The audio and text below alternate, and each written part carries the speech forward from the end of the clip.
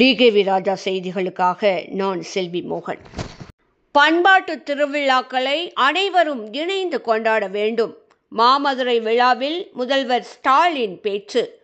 தமிழ் புதல்வன் திட்டம் இன்று தொடக்கம். கோவையில் மு.க. ஸ்டாலின் தொடங்கி வைப்பு. 15,000 குடும்பங்களுக்கு பட்டா வழங்க ஏற்பாடு. மா. சுப்பிரமணியன் அறிவிப்பு. நீரஜ் சோப்ராவுக்கு வெள்ளி, ஹாக்கி அணிக்கு வெண்கலம். இனி விரிவான செய்திகள். ஜாதி மத வேறுபாடுகளுக்கு இடமளிக்காமல் பண்பாட்டு திருவிழாக்களை அனைவரும் இணைந்து கொண்டாட வேண்டும் என்று முதல்வர் மு.க. ஸ்டாலின் கேட்டுக்கொண்டார். மதுரை தமுக மைதானத்தில் வியாழக்கிழமை நடைபெற்ற மாமதுரை விழாவை முதல்வர் மு.க. ஸ்டாலின் சென்னையிலிருந்து காணொலி வழியாக தொடங்கி வைத்து பேசினார். சென்னை சைதாப்பேட்டை சட்டப்பேரவை தொகுதிக்குட்பட்ட திடீர் நகர் மற்றும் கன்னிகாபுரம் உள்ளிட்ட பகுதிகளில் வசிக்கும் மக்களுக்கு பட்டா வழங்குவது தொடர்பாக மக்கள் நல்வாழ்வுத்துறை அமைச்சர் மா. சுப்பிரமணியன் வியாழக்கிழமை ஆய்வு செய்தார்.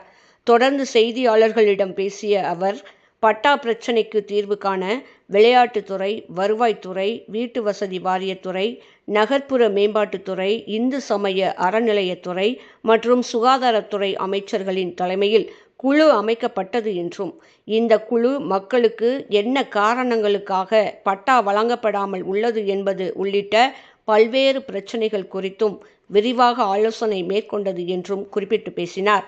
இதையடுத்து தற்போது சென்னையில் பட்டா வழங்கும் நடவடிக்கை தீவிரப்படுத்தப்பட்டுள்ளது என்றும் அவர் குறிப்பிட்டு பேசினார்.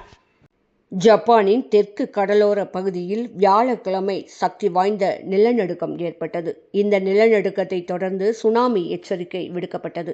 இது குறித்து ஜப்பான் வானிலை ஆய்வு மையம் தெரிவித்துள்ள அறிக்கையில், தெற்கு பகுதியில் அமைந்துள்ள கியூசன் தீவின் கிழக்கு கடலோர பகுதியில் வியாழக்கிழமை சக்தி வாய்ந்த நிலநடுக்கம் ஏற்பட்டது என்றும், இந்த நிலநடுக்கம் ரிக்டர் அளவுகோலில் 7.1 அலகுகளாக பதிவானது என்றும், சுமார் 30 கிலோமீட்டர் ஆழத்தில் அது மையம் கொண்டிருந்தது என்றும் குறிப்பிடப்பட்டுள்ளது குறிப்பிடத்தக்கது.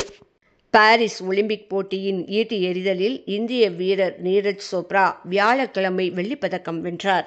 அதே நாளில் இந்திய ஆடவர் ஹாக்கி அணி வெண்கலப் பதக்கம் வென்றது. ஆடவர் ஈட்டி எறிதலில் நடப்பு சாம்பியனாக களமிறங்கிய நீரஜ் சோப்ரா 6 முயற்சிகளில் சிறந்ததாக விளையாடி இரண்டாவது முயற்சியில் 89.45 மீட்டர் எட்டி வெள்ளி பெற்றார். இதர 5 முயற்சிகளையுமே அவர் ஃபெனல் செய்தார்.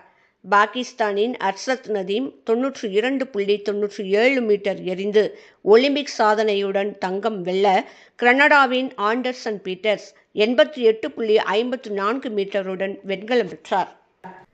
இத்துடன் இன்றைய செய்திகள் நிறைவடைகின்றன. நன்றி, வணக்கம். இது போன்ற செய்திகளை உடனுக்குடன் அறிந்து கொள்ள டிகேவி ராஜா செய்தி சேனலை சப்ஸ்கிரைப் பண்ணுங்க, லைக் பண்ணுங்க அண்ட் ஷேர் பண்ணுங்க.